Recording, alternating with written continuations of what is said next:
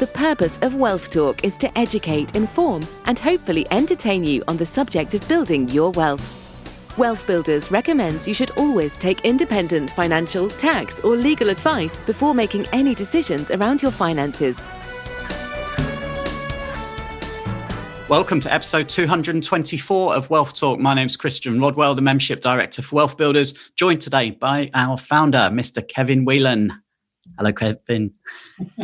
Merry Christmas. Good to be with you again, Chris. You put your teeth in. Is that what you got for Christmas? I've been on the sherry, been on the mince pies. They're a bit strong. That somebody got you some Fortnum and Mason mince pies. They did. And hopefully that gentleman is listening. So which are laced with brandy, I'm led to believe, which is no wonder you're sounding a little bit skew-if today, but I assume it isn't that. You just got your words wrong. Exactly. Well, it's been a long year, and this is our final podcast episode of 2023. So, it's going to be our 5th anniversary next year, Kevin. And we're absolutely delighted to kick off another year with more great guests coming. And today we've got a fantastic guest, which is John Lamerton. And continuing with our families theme, of course, we've been focusing a lot on wealth for the entire family since the launch of WealthBuilders for Families back in October. And I've got some really good things which we've discussed with John today. Yeah, fascinating to hear from John. Very poignant, given the very special kind of needs he's talking about for his family from an educational point of view, and very transparent and very humbling to hear that he's putting a lot of his own and his wife's time, energy, and I guess money into what they're doing. And I think some inspiring lessons that he's sharing, I think. Yeah, absolutely. And John will talk about this himself, but his 2 children, Jack and Harry, both have special education needs. And therefore, we'll touch on this topic of homeschooling, which is something that's actually, really on the increase in the UK, Kevin. I had a look, and research online shows there's around about 86,000 children that are currently being homeschooled in the UK at the moment. Yeah, so whatever language you use, homeschooling, home education, I think it's certainly true to say that the schooling system isn't necessarily serving every child to the best of their outcomes. So John will talk about that. We'll probably have a chance to talk about that as well, in particular, to trying to encourage financial literacy onto the curriculum.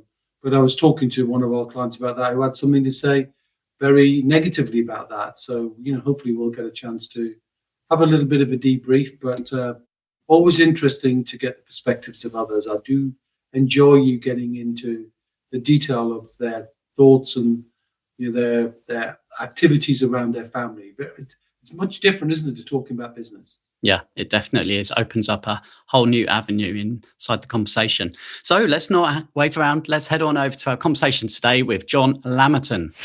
John, welcome back to Wealth Talk today. How are you?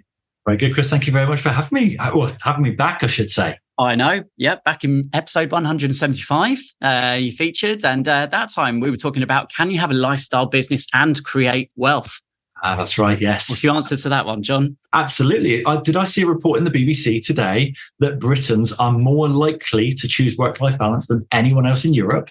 Whoa, there you go. We're in the right business then. There you go, trendsetter. Yeah. For those that perhaps didn't catch that episode, John, what's a bit of the backstory on yourself and how did you get into this?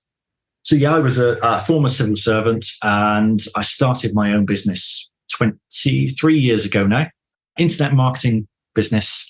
The only problem was I knew nothing about the internet, nothing about marketing, and I'd never run a business before. Other than that, what could be easier? So I self-taught myself everything I needed to know to run that business, purely to escape the day job from hell. Having done that, I then discovered I was very good at this and ended up making lots of money, and then just chased more money and more money and more money. And before you know it, I've got my sights set on usurping Lord Sugar as host of The Apprentice. I want a skyscraper with my name on the side and a yacht that I can fit a helicopter on the back and all that kind of stuff that I didn't really want until I had kids. And then the minute I had kids, I had Jack, my oldest is now 14. He was a 3-month-old baby. And I was sat in an MOT centre reading Alan Sugar's autobiography. What you see is what you get. Right, this is what I need to do. I'm going to reverse engineer Lord Sugar's pathway. I'm creating the next Amstrad here. And I saw this one line, I never really saw my kids much when they were growing up.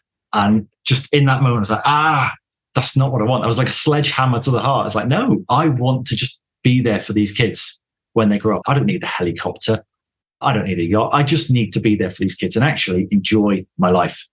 How relevant to our conversation today. And that was obviously a massive turning point for you, John. And now obviously you're an advocate of really designing a business around the lifestyle that you want, right? And Absolutely. You've helped hundreds, if not thousands of people through your masterminds. And now onto your fourth book, I noticed there, John. So tell us quickly about that one. Absolutely. So The False Exit is my latest book, came out in July. Yeah, book number 4. And it is this idea of exiting the day-to-day running of your business, but still owning the asset. It's something I discovered by accident. I tried selling my business. At one point, I thought I was going to get a £2 million exit, only like Chris Tarrant to whip away that check. The broker said, no, we don't want to give you that. I tried putting a management team in place who decimated the business and just killed the profits. I tried doing nothing, only to find that I just buried my head in the sand and ended up nearly having a nervous breakdown. And then eventually, Jason, my business partner, and I decided we'll just systemize it. We'll put the right people in place. We'll put some procedures. We'll structure the business so that it could run without us. It won't be as good as if we're in it. But hey, if we sold our business, time we pay the tax man his chunk of change, and time we actually find a new revenue stream, we'd rather own the asset. So it's this idea of not killing a golden goose, but turning your golden goose into a golden egg laying machine that works without you. Meaning you can nip off for a weekend, you can go to the kids' sports days, you can do school runs, or as I've just done this summer, you can go off on a 3-week road trip around Spain with the family, not checking emails once. That was my dream. That's it, isn't it? At the end of the day, I'm sure most of our listeners, certainly I know that our members, they don't want to be super rich. They don't want the Lamborghinis and the flashy houses. You know, maybe some do, and that's absolutely fine. But it's choice, it's freedom, it's time, it's that quality time with family, which, you know, you're saying as well is what it's all about for you. That escapes a lot of business owners. So we could definitely talk a lot about that. But I want to focus in on, you know, how you've been passing on some of these lessons that you've been learning throughout your life and your career, John, to your children. And you mentioned Jack there, 14 years old. Tell us about the other members of your family, if you don't mind, please. Yeah, so Jack's 14. Harry is our youngest. She's 11. And she's just gone into secondary school now. So we've actually been homeschooling both kids. Sorry, my wife will be listening to this. Home educating, she tells me. It's not homeschooling, apparently. So we've been home educating our kids. The school system was letting them down. It was failing them. They've both got special education needs. And they're both very, very bright children. But the system was failing them. And we made the decision, originally just for one of them, that we would homeschool for a year. We decided eventually, and my wife's a teacher, so it was very, very difficult for her to reach this decision that the best place for our children was not the education system, because that was a system that she spent 20, 25 years in. And we decided, we're going to homeschool these two. We're going to customize the curriculum, because when I think about my journey, and I did okay at school, I wasn't terrible, I wasn't tremendous, but I did okay at school. But I found school very, very difficult. The minute I left school, I almost felt, well, that's me done with learning. I don't need to learn anything else again. Finally, I can stop learning. And then eventually, as I went into business, I customized my curriculum and I chose what I learned. And you can, for the viewers now, they'll see a shelf of books behind me. I've always got a book on the go. I've always got a podcast in my ear, a seminar on the go, something in the diary with a training course. But this idea that if you customize the curriculum, we can make it fit our children. We can teach them what they need to learn. Because I think if you've got a class of 30 kids, you pretty much go at the pace of the slowest kid. And if your child needs some attention, you've got one teacher and maybe a couple of TAs who can't give them the attention they need. And we've proven it now, we can teach them more in probably a quarter of the time. We could teach them more than they would learn full-time in school. But you need time to do that, right? So if you're a slave to a job and you're working all the hours, even commuting, that's just not going to be possible, right? So that was obviously a benefit of having designed your business to give you that time. And of course, your wife, Sarah, as well, I guess. How did you share the responsibility and tell us what an average kind of day or week looked like as a homeschooler? Yeah, well, I mean, readers of my second book, Routine Machine, will not be surprised to learn that habits and routines were very, very much a part of this. So I had my set days, Mondays and Wednesdays. I did my little daddy home education, shall we say. Sarah did carry the bulk of it because she was obviously trained. She knows what she's doing when it comes to the education system. Now, when we first decided to homeschool, Sarah was in school. She was actually an employed teacher.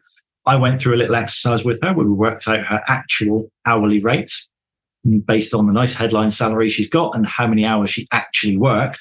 She was on £8.52 an hour, I believe, which when I opened up Reed and showed her that she could get a junior management job at McDonald's earning £13 an hour, she was not too happy.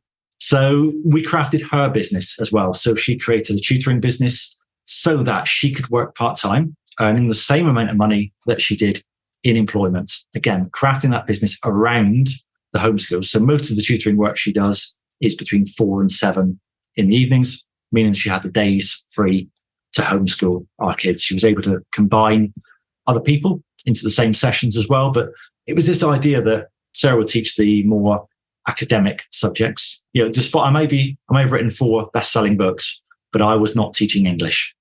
Sarah would teach English, maths, geography, all the proper subjects. And then I would get out a copy of Rich Dad, Poor Dad, or I would open up a Tony Robbins video aimed at children, or I would get a Jocko Willink podcast on where he's talking to children. And I would just talk. I treated it as personal development. I was like, okay, what do these guys need to learn? We used to have a book which was recommended by Tim Ferriss many, many years ago. I can't remember the exact title now, but it was a book of family values. And it was a massive, massive tome. And every week, as a routine, the 3 of us would sit down and we'd choose our value of the week. And even now, I mean, that's probably 5 years ago we started doing that. Even now, I could say to Harry, my youngest, have you done your cleanliness routines?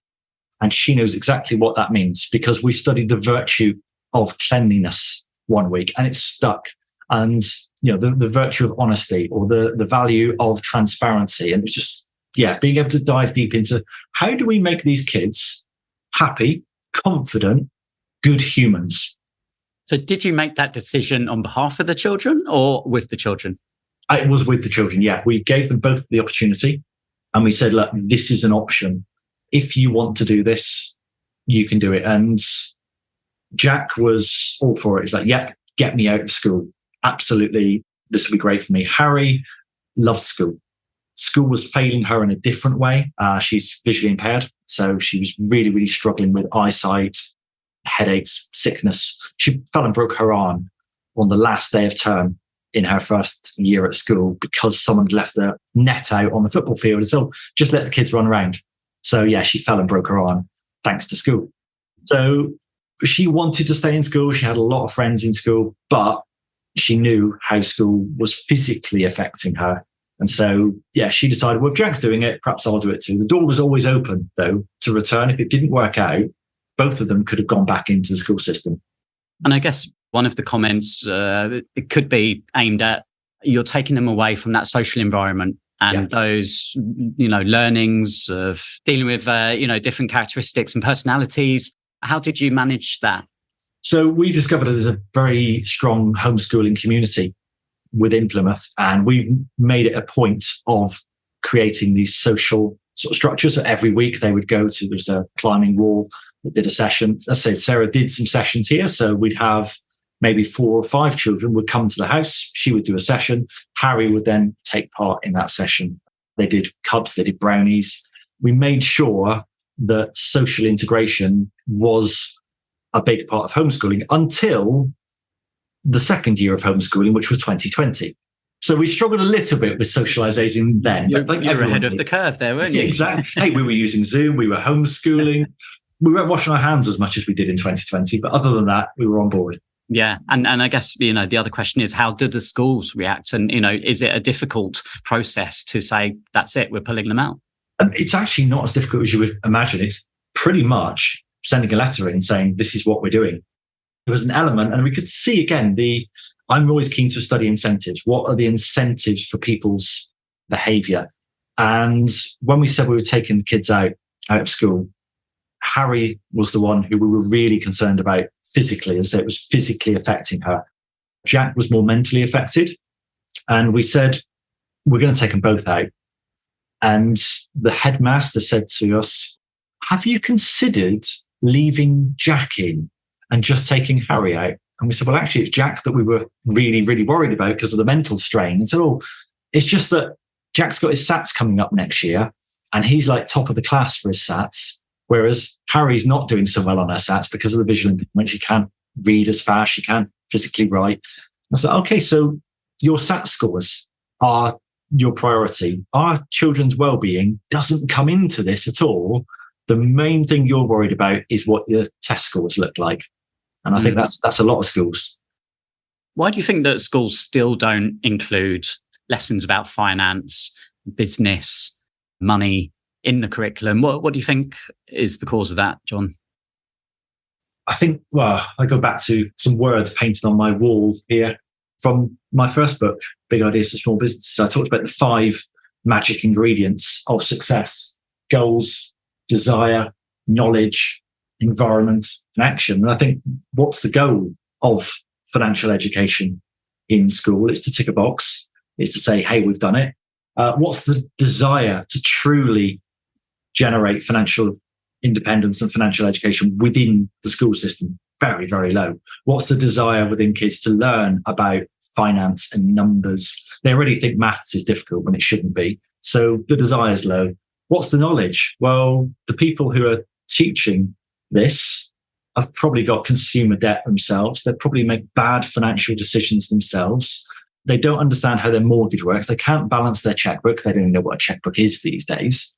And these are the guys who are supposed to be role models for the children. So if you don't understand it yourself, how can you be a role model? How can you teach it for someone else? Environment, yeah. What are they surrounded with? What do they see at home? What do mum and dad do? Mum and dad are terrible with money too. So everyone is terrible with money. So it's more of a culture thing, I think. And the action, well, yeah, without getting the first 4 sorted, any action you take is going to be flawed because the structure just isn't there to support. They don't bring millionaires, multimillionaires into schools and get kids fired up and say, hey, kids, you could be rich. You could drive a brilliant car. You could have amazing holidays. Oh, you could have a fantastic life. And you got to get your head around numbers. Okay. No. They're not scary. It's really, really cool. It's really easy. If you listen to, as I mentioned him earlier, Jocko Willink, he wrote kids' books about discipline. And one of them was about financial freedom. And this sort of content really hit home with Marty. They loved listening to these, and they were little 7-minute stories. And at the end of the story was a little lesson about delayed gratification or compounding or, just knowing how numbers and how money works. And it was just really, really engaging with kids. And that for me is what's missing, is the desire to really demonstrate how it can be done. Yeah. And, schools are doing a good job of kind of what they're there. They're there to do a certain thing and they're doing that. And we don't want to knock that. But as you say, when it comes to those financial lessons, they don't really exist. So how have you made those lessons fun and engaging? Because would you agree that it's important that it's got to be fun? And we can start looking at the age groups as well and start understanding, how did you first begin to introduce these conversations and lessons about money to your children? When can you remember, was there a first conversation that was had? Or I think Jack in particular has always been very sort of money focused. He is very much, I want to be rich. I want to have a load of money. I want to, we mentioned, so as he's 14 now, and we've had conversations about getting a job. He's not too keen on this idea of getting a job. It's like, no, I don't really fancy working for money. What I fancy doing is like buying and selling stuff or trading or just having a business where someone else does the work. I think he might have read too many of my books. That's the problem, without realizing where I started, which was doing some work. Yeah, in terms of making it fun, I think for us, it's showing real life applications. So when Jack would come home and say to me, why has my friend got no money? why do they live in a smaller house than us? Why do they drive this type of car? And I said, well, okay, it's possibly because of this decision they've made, or that decision they've made, or this principle. And getting him to understand, I mean, the main thing I absolutely loved, I mentioned earlier, Rich Dad, Poor Dad. I've read that book 8 times now. First time I read it was 23 years ago when I first started my business. The last time was with my children. And so every week we would sit down, I'd read a few pages, I'd close the book, and then I'd just sit back and we'd chat for about 20 minutes about what we just read. So what questions have we got? And the first question I really remember was, what do you mean I have to pay tax? All this money isn't mine. I do all the work and someone else gets a slice of the money. Yeah. And well, that's a very good point. And, some of the other conversations I've had on the podcast over recent weeks, John, it's been interesting when we talked about pocket money. And did you manage to help them understand that, what you're giving them actually isn't all of theirs? And did you do anything such as money jars or any activities like that with them? Yeah, I like the idea. I think it was Bill Murray, wasn't it? That said, if you want to teach your kids about tax, just eat 30% of their ice cream. I could have tried that, but I think, some of the things we tried, they've had a Go Henry account. Right. So you get your base level income. Beyond that, if you want to do some chores, there's some opportunities to earn yourself some more money. One of the things I did do, I'm not completely convinced it worked, but I wanted to study delayed gratification, the old marshmallow test. So I gave my kids, both of them, a £5 note. And I said, right, I want a photo of you with this £5 note. So I checked the serial number. I don't trust my kids. And I said to them, if in 3 months' time you hand me back that £5 note, I'll swap it for a £20 note. And sure enough, they both handed it back. But I'm not convinced it worked, because they both just filed it away and well, that's going to be £20 in 3 months' time. Yeah. Yes, it's always interesting to find out about that. And obviously they're seeing you, John, with, your social media presence, with your podcasting, your masterminds, your books. Yeah. That surely is rubbing off on them, right? And, in what ways, other than what we've already discussed, are they showing an interest to follow now in sort of your entrepreneurial footsteps? Oh, they are, definitely. Harry's got a wonderful business plan. So she's 11 years old. She's already written 2 books, by the way. We've not published or anything, but they have been written. And she's got a business model that she is going to own a nail salon when she's older. So you better go in and get your nails done. She will also cut your hair at the same time. There will also be a bakery attached, so you can eat a cupcake whilst getting your hair cut. I'm not convinced that's a good idea. I think hair in the muffins, but we'll let her go on. And it's also going to be a dog grooming salon. So it's a bit of a jack of all trades. She hasn't learned about my laser focus yet. But one thing she has learned, she said, I'm not going to work Saturdays. She said, they'll be open Saturdays, but I won't be working in there. The staff will be working. This is a little 11-year-old girl who's right, so I'm going to own the business. Someone else is going to do the work. I'm going to be spending time with my family on a Saturday. Oh, that's brilliant. No, it's brilliant. And that's one of the beauties, isn't it? Is, not being held back by life experiences at that young age and being able to dream big. And I remember my niece and nephew going to school and having the careers talk and then just saying, I'm going to work in a shop or something. Oh, ambition. Come on, get some drive, get some ambition. Think bigger than that. And that was all they could see for themselves, because that was what they were told the careers teacher. By the way, don't ever take advice from a careers teacher, because a careers teacher thought that becoming a careers teacher was a good career path. So let's take it back to your own childhood, John. You're obviously a very successful man now. Where did that come from? Was there an influence looking back now? Was there a financial, role model that you had in your younger life? I think within reason. My dad was an electrician. My mum worked in a sewing factory. So there was not a lot of money when I was growing up. I probably heard the word, if I had £1 for every time I heard the word money doesn't grow on trees, I would have enough for a very big money tree. But thinking about what my dad did, he worked very hard, and he would work away from home weeks on end, and he would earn very good money. He challenged himself. He took himself to the top of his career.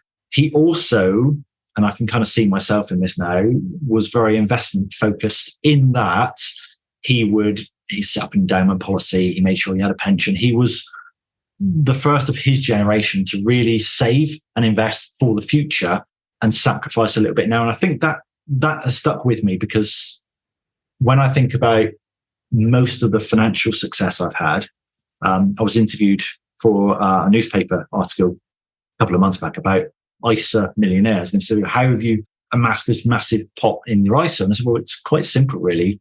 I started 30 years ago. And when I got my first job, my dad said to me, save or invest 20% of your income. Right, Dad, I will do that. So I started off, I was on £29.50 a week, YTS. So yeah, what's that? £25 a month. I was squirreling aside. When I went up to 10 grand a year, I'm squirreling away 2 grand a year. When I went up to 25 grand a year, I'm putting 5 grand a year away. And I've just kept that going over 30 years. And so that one lesson, and it wasn't something he necessarily did because he started too late. And I think a lot of parents are often keen to help their children avoid the mistakes they made. And I think when my dad started investing, probably in his 40s, with staring down retirement, thinking there's not going to be enough money, he was very keen to say to me, start when you're 16. The minute you get a job, just save 20% and just keep it going. And now I'm passing that on to my two. So the first thing I said to Jack is, the minute you do get a job, if you get a job, I know you don't want to, but the minute you do get a job, 20%, just squirrel it away. You won't even miss it because you've never had it. Yeah. Wow. Great that you took that advice. And there are obviously lots of products around now for children. You mentioned the Go Henry, which is kind of like a debit card for children. That's like prepaid debit card, yeah. Have you looked at any other investments account or pensions or anything like that for the children? Yeah, we started looking at junior ISAs. I'm very keen to encourage them to trade. I'm very much a stocks and shares guy. So for me, I would love for them to have a junior ISA. I mean, they've got a junior ISA, but it's safe as houses one. Probably getting 3.5% on it at the moment. So, after inflation, it's a lovely money eroding tool. But I would love for them to learn to trade, even if that means that they lose money, because I think you learn more from trading and losing money than you do from winning. I'm keen for them to make their own mistakes. I don't want to give them everything on a plate. I want them to be able to fail, be able to make some mistakes. And then again, like we did with Rich Dad, Poor Dad, go and play, go and find out what works, what doesn't. And then let's discuss it. Let's discuss why that didn't work, why you lost all your money. Did you get too greedy there? Did you go all in on a stock that you shouldn't have done? Are you not playing the long game? Are you not compounding? Are you overly leveraged?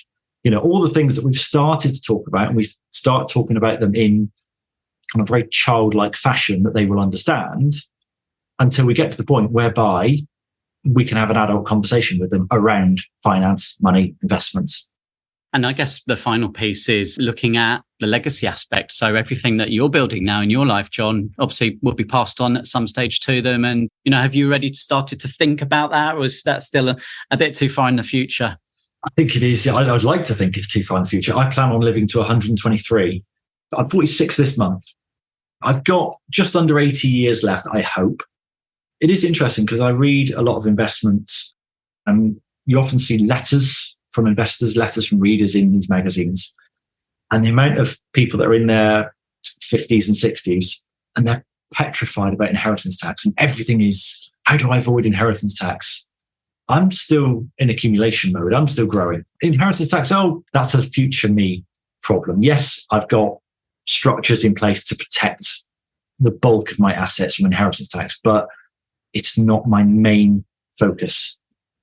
But everything you're doing, John, by the sounds of it, you and Sarah, is preparing your children to be equipped with the understanding and the knowledge. So when that time comes, they will be able to maintain that wealth that you've built and worked hard to build, and hopefully pass that on for many generations to come as well. Oh, exactly. Because otherwise, if they don't learn the financial psychology, financial mindset to be able to cope with large sums of money, giving them a large sum of money is going to be the worst thing possible.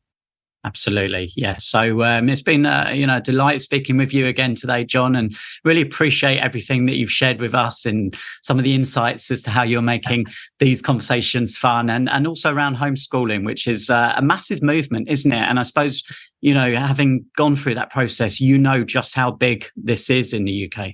It is. And I think we were very surprised when we first investigated it, we thought, it's going to be a very, very tiny minority. It's about 1 in 10 children in the UK is currently home educated and growing. And particularly, it's a problem with kids with needs.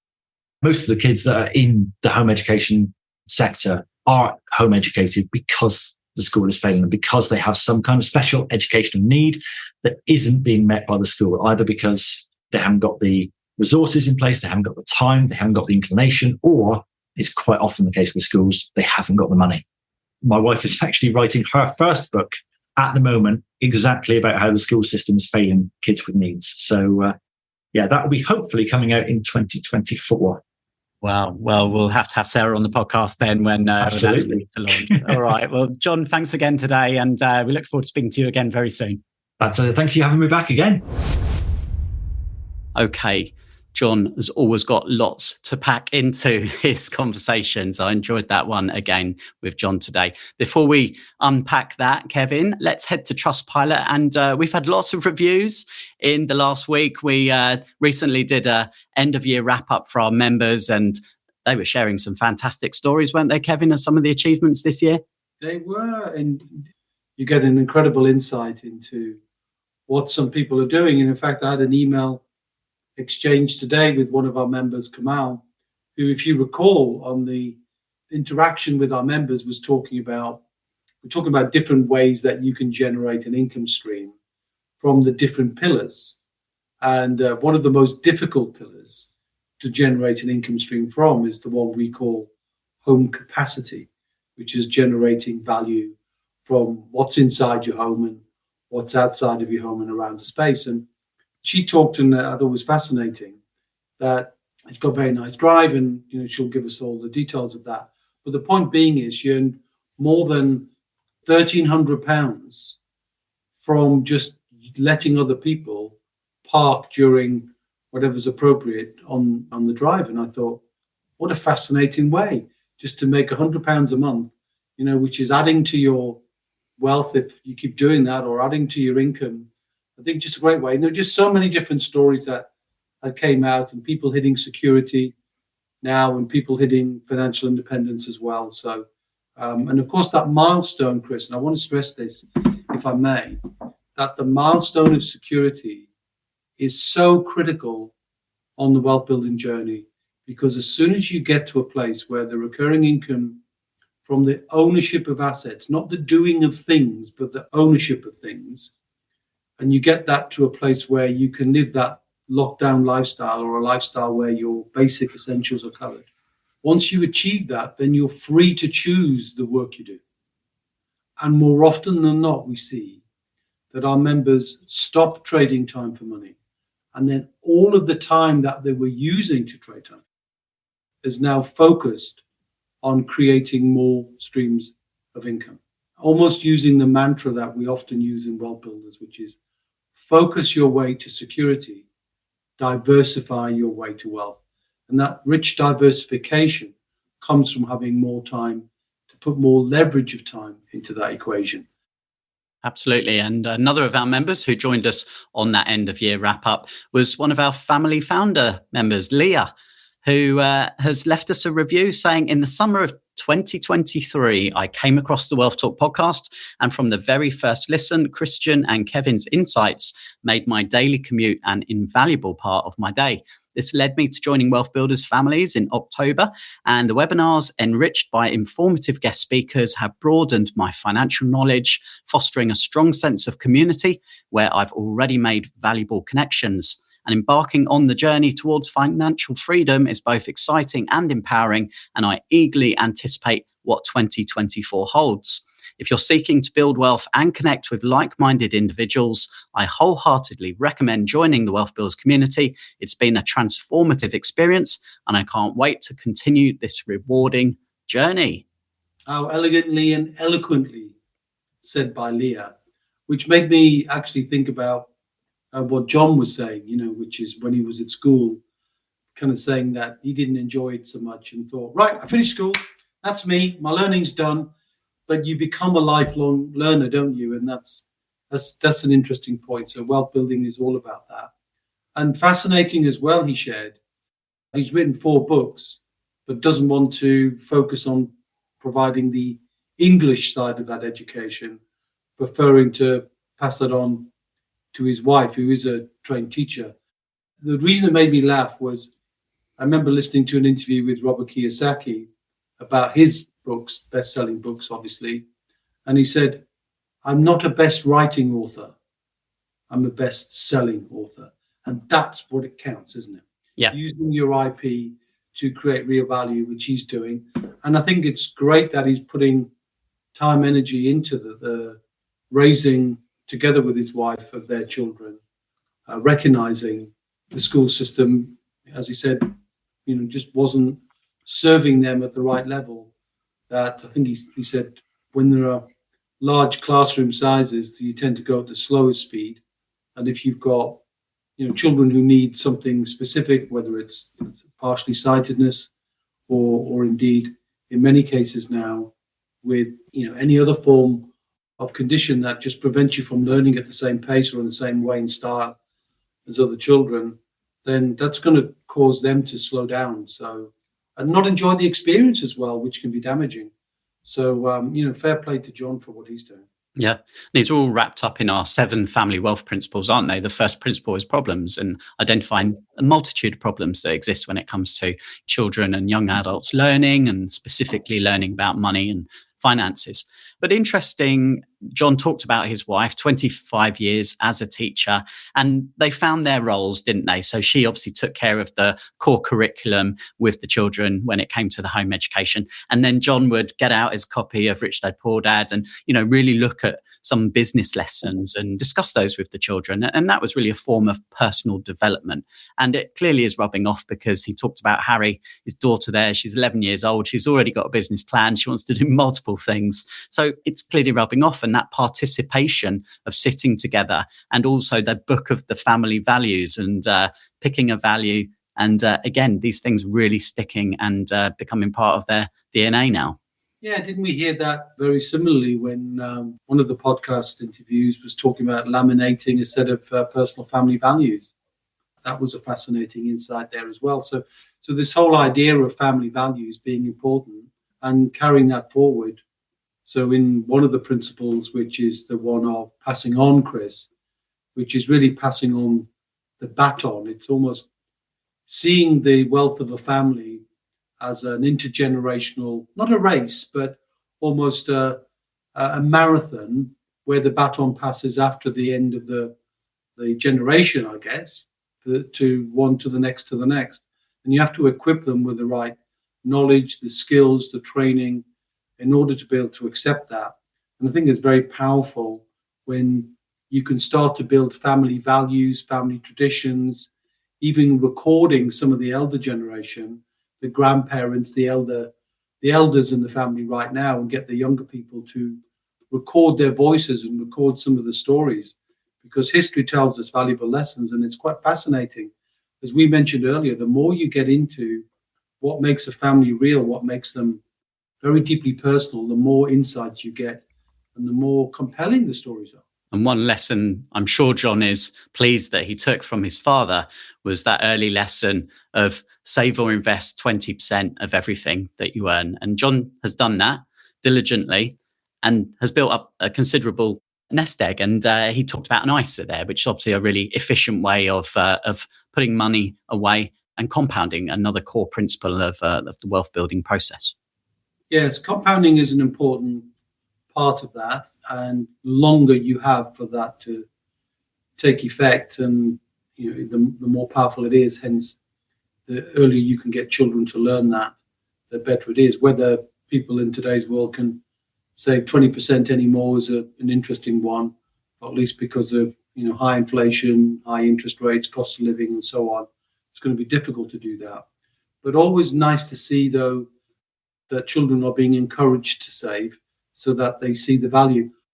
I think we've also heard from someone who actually paid money into the jars, and the money that was in the saving jar, they topped up with interest to encourage them to see the earning of compound interest. So interest is definitely valuable and is one that compounds. The stock market does compound over time as long as you're banking some of the value. I think all too often, though, people just ebb with the rise and fall of the market and don't bank and collect. I think I talked about this on a previous podcast, that compounding is only really going to work at maximum impact if you collect the gains you make and then you use them to make more gains, rather than just roll the dice on the next turn of the volatile stock market. Yeah. And of course, always different, I guess, approaches to similar principles. John referred to the marshmallow test, which is essentially delayed gratification, giving his children £5 and seeing how long they can hold on to that. And if they do return it, they would get some interest and a return on their money. And Go Henry is a product. We've talked about this before. I'm sure listeners will be aware of Go Henry. The founder of Go Henry is Louise Hill. And Louise has recently put together a petition, Kevin, which I know we are firmly behind. And in Leah's review on Trustpilot, she hashtagged literacy for legacy, which is the hashtag that we're supporting around the petition. Yes, so the petition is a very valuable thing because it highlights the sense of a public movement, really. So Louise, the founder of Go Henry, has put together the principle of the petition, which is to get financial literacy put as a curriculum, a curriculum item, an obligation to provide financial education to our younger people starting at primary school. And I think John even mentioned, change the curriculum was a bit of language he used. And this is what Louise is saying too. Let's change the curriculum and put it on the map. We're backing that. So their hashtag is make money count. And we've added our own because we believe in the value of literacy. And the value of that for us is that equips the next generation with the skills to be able to not just make good decisions with their own money, but to accept the family's wealth with all the wisdom that's needed to maintain it, expand it, and pass it on to future generations. So it's a continual intergenerational thing. So we'd like to support that and encourage any listener to go ahead, and if they believe that's important, to sign up to the petition. And if the petition levels, which I think closes in April 2024, Chris, if the petition levels hit 10,000, then it has to be acknowledged in terms of government rather. And if it hits 100,000, then it really stands every chance of being debated. You can imagine the big, almost not like legal signatures anymore because everything's done online, but the equivalent of that arriving outside number 10 and somebody having to take it in and then it's debated. So we'd like to get it to 100,000. It's currently, as we're speaking, around the sort of 9,000 mark. So 10,000 is the done deal, but we'd like to encourage people to help and share, because by helping, you're adding your name to it if you believe it's important. But if you share it with somebody else, then this thing can go viral. So if you could do that, that would be a Christmas gift and a half to give, wouldn't it? To leave not just a lasting legacy, but a lasting impression on the whole of society as property and other assets and entrepreneurialism and other things are being taught in schools. Now, we can argue, Chris, whether current educational system has taught the teachers how, but it's the same with EdTech, isn't it? And AI, they're going to have to develop those skills. So I think we would like to be part of that process that helps the educators become educated in these principles. But anyway, off the soapbox, I now do jump down. How do people sign up to this petition, Chris? What's the link? Yes, I will put the link in the show notes so that you can easily click that. If you want to search online, financial literacy petition, that should come up. And yeah, it'll be in the show notes, along with other links that have been referred to in today's episode. And of course, links to join our Facebook community or to just receive free information. Every Wednesday, we publish our Wealth Builder Wednesday newsletter, and that's got all the latest news and events and interesting things that you can participate in. So that pretty much wraps up this year's episodes. And I'll just say thank you to John for today. Very much appreciate taking the time to talk with us. And Kevin, I guess we'll be back same time, same place next year. Yeah, we will. And until Monday, when we're meeting to have a very nice steak dinner somewhere in London, See you. We hope you enjoyed today's episode. Don't forget that we are constantly updating our resources inside the Wealth Builders membership site to help you create, build and protect your wealth. Head over to wealthbuilders.co.uk/membership right now for free access. That's wealthbuilders.co.uk/membership.